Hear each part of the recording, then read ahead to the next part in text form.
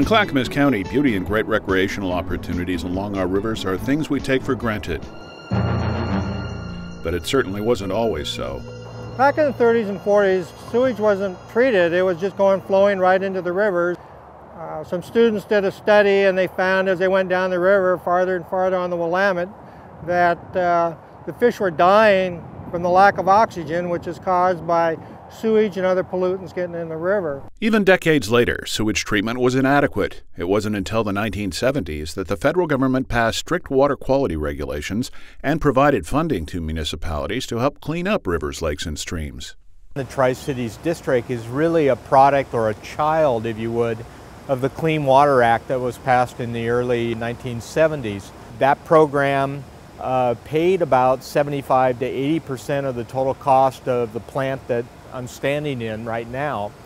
And that was a very good opportunity for the local community to really leverage some federal funding that was around at the time. To take advantage of the federal dollars and avoid a building moratorium in some areas for non-compliance with the new regulations, a ballot measure was presented to form a new sewer district in northwest Clackamas County. The first ballot measure failed, and the majority of people that voted against it lived in unincorporated areas, didn't see the need.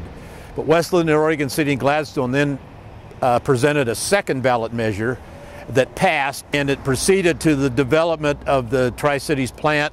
The Tri-City Service District Water Pollution Control Plant is located on the Clackamas River, just a short distance from its confluence with the Willamette.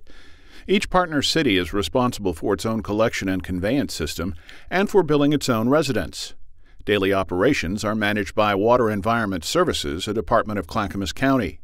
At an original cost of $66 million, it went online in 1986, replacing 21 raw sewage overflow points. The Tri-City plant uses physical, biological, and chemical treatment to clean approximately 8.4 million gallons of wastewater per day from about 30,000 households and businesses. That's the equivalent of about 38,000 homes.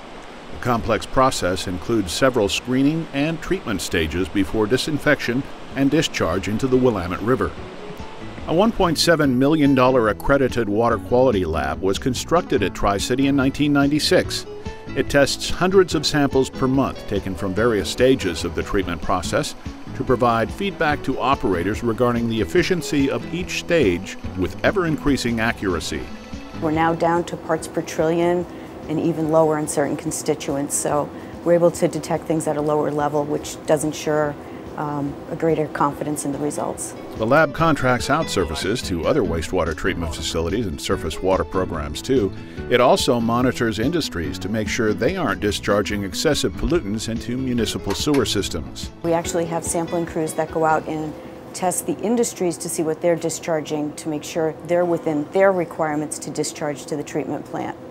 So we kind of do what's coming in, what's going around the middle, and what's going out. The fully treated effluent is discharged into the river, but solids are left behind. These biosolids are further treated to substantially reduce pathogens. Following strict state and federal regulations to ensure public health, the biosolids, which are rich in nutrients, can be used as a fertilizer and soil amendment. Tri-City produces a peat moss-like substance. Trained technicians from Tri-City apply it to fields for crops that have been approved by the State Department of Environmental Quality. So instead of disposal into a landfill, the biosolids program is the essence of sustainability. It's gone from a disposal to a beneficial reuse.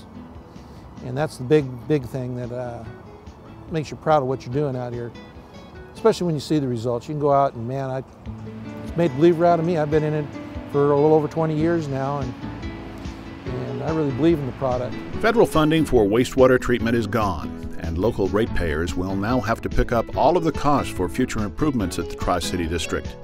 While the plant has roughly 15 years of capacity remaining, capacity isn't the only issue. A tougher regulatory environment will require specific treatment of pharmaceuticals, other chemicals, and harmful metals.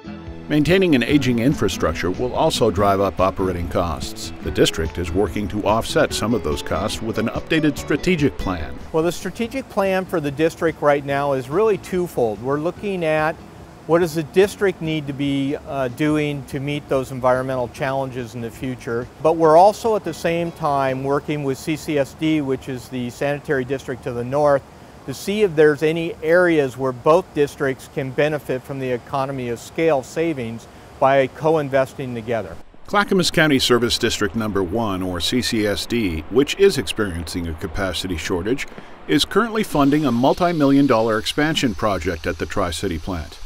While the state-of-the-art facility won't cost Tri-City ratepayers, the increased quality of treatment will help both districts adjust to future regulations, share operating costs, protect public health, and continue cleaning up our rivers. The treatment plant's main job is to protect public health, and that is what we're really concerned about here.